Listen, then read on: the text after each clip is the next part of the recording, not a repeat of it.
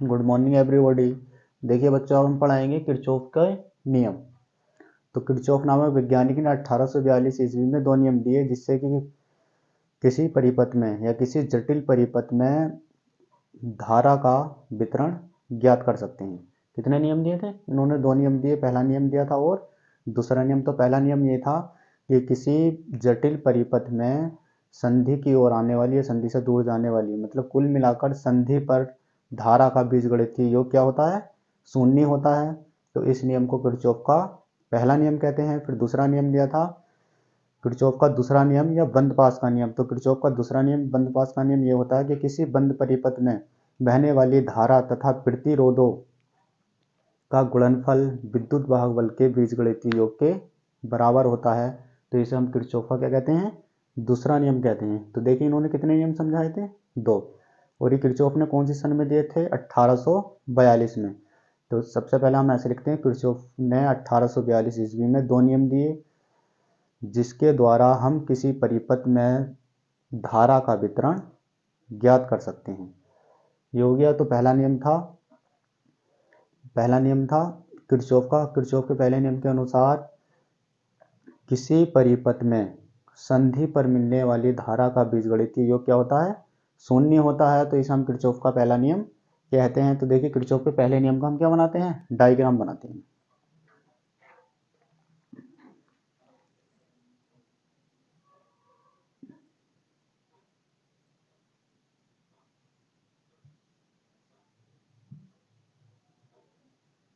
यह है संधि।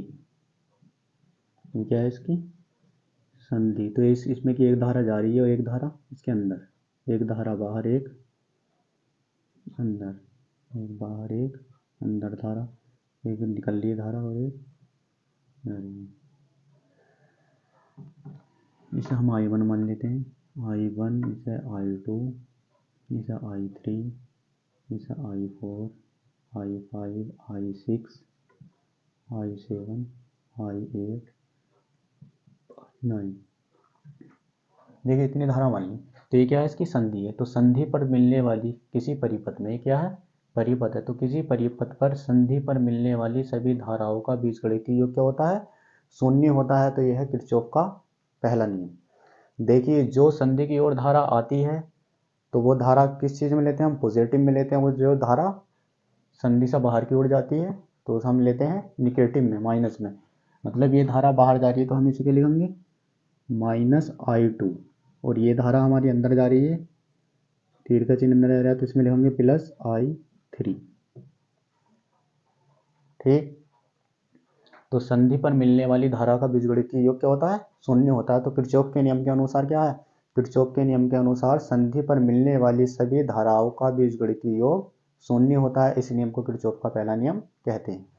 तो देखिए किरचॉफ के नियम थे कितने थे? किरचॉफ के नियम दो हैं। कितने? दो नियम दिए। कितने? दो नियम दिए। तो पहला नियम लिख देते हैं हम। पहला नियम, पहला नियम। तो पहला नियम क्या है? किसी परिपथ में, किसी परिपथ में, परिपथ में संधि पर, संधि पर सभी धाराओं का, सभी धाराओं का बीजगणितीय, बीजगणितीय योग शून्य होता है। योग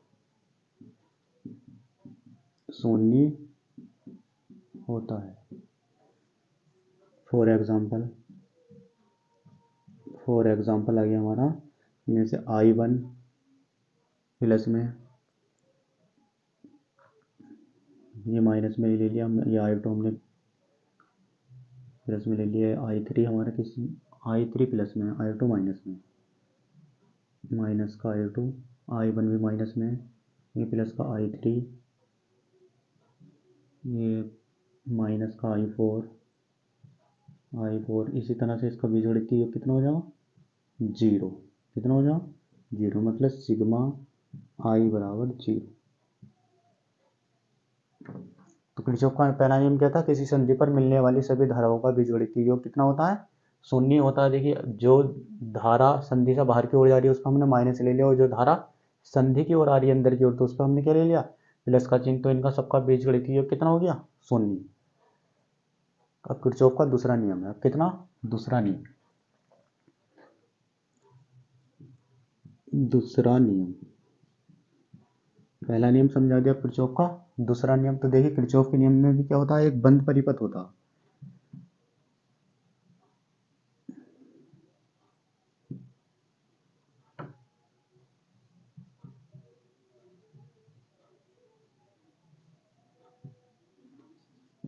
ए भी मान लिया, यहाँ हमारा विद्युत भागबल E1 आ गया, इसका E2 मान लिया, इसका विद्युत भागबल E3, इसका प्रतिरोध R1 मान लिया,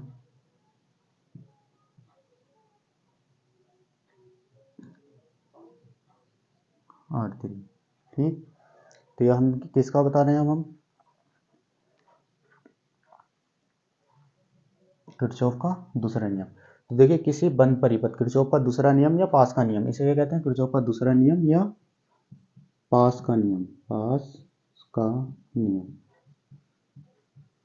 तो देखिए किसी बंद परिपथ में बहने वाली धारा, इसमें क्या बह रही है, हमारी धारा भी बह रही है, हाँ। तो किसी बंद परिपथ में बहने वाली धारा तथा प्रतिरोधों का गुणनफल विद्युत वाहक बल के बीजगणितीय योग के बराबर होता है। तो इस नियम को हम किरचॉफ का दूसरा नियम कहते हैं। तो किरचॉफ का दूसरा नियम क्या है, किसी जटिल परिपथ में, किसी बंद परिपथ में, बंद या जटिल, बंद परिपथ में, किसी बंद परिपथ में बहने वाली धारा, बहने वाली धारा, किसी बंद परिपथ में बहने वाली धारा तथा प्रतिरोधों का, प्रतिरोधों का बीजगणितीय योग, बीज प्रतिरोधों का गुणनफल, प्रतिरोधों का गुणनफल विद्युत वाहक बल के, विद्युत वाहक बल के बीजगणितीय योग के बराबर होता है, बीजगणितीय, बीजगणितीय योग के बराबर होता है, बराबर होता है। तो देखिए बीजगणितीय हम जानते हैं कि धारा गुणा प्रतिरोध का गुणनफल बीजगणितीय योग विद्युत वाहक बल के बराबर होता है। तो सिग्मा E बराबर सिग्मा IR। विद्युत वाहक धारा तथा प्रतिरोध, ये क्या है, विद्युत वाहक बल, क्या है, विद्युत वाहक बल। I क्या है, धारा, R क्या है, प्रतिरोध, प्रतिरोध। तो देखिए विद्युत वाहक बल का बीजगणितीय योग धारा तथा प्रतिरोध के गुणनफल के क्या होता है, बराबर होता है। तो इस नियम को हम किरचॉफ का दूसरा नियम कहते हैं। तो ये थे किरचॉफ के नियम। अब देखिए इसकी हम डेफिनेशन देकर समझाते हैं किरचॉफ का नियम क्या है। तो देखिए किरचॉफ का नियम क्या है, किरचॉफ ने 1842 ईस्वी में दो नियम दिए जिसके द्वारा हम किसी जटिल परिपथ में धारा का वितरण ज्ञात कर सकते हैं। तो किरचॉफ का पहला नियम है, संधि पर मिलने वाली सभी धाराओं का बीजगणितीय योग क्या होता है, शून्य होता है। जो धाराएं संधि की ओर आती हैं उन पर प्लस लेते हैं, और जो धाराएं संधि से दूर जाती हैं उस पर निगेटिव धारा के रूप में लेते हैं।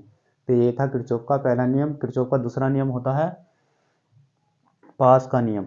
तो किसी बंद परिपथ में बहने वाली धारा तथा प्रतिरोध का गुणनफल उसमें लगने वाले विद्युत वाहक बल के बीजगणितीय योग के बराबर होता है। तो इस नियम को हम किरचॉफ का दूसरा नियम कहते हैं। देखिए मोस्ट इंपॉर्टेंट टॉपिक है किरचॉफ का नियम, ये बोर्ड एग्जाम में हर साल पूछा जाता है। इस अच्छी तरह से इसकी प्रिपरेशन कर लेना, और जिसने मेरे चैनल को सब्सक्राइब नहीं किया हो वो मेरे चैनल को सब्सक्राइब कीजिए।